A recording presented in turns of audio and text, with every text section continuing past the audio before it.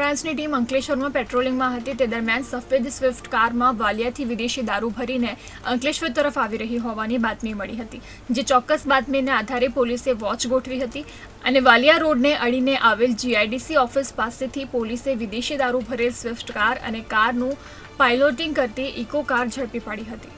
પોલીસે વાલિયાના ગભાણ ગામના બુટલેગર સતીશ વસાવા અને વિપુલ વસાવાની ધરપકડ કરી હતી,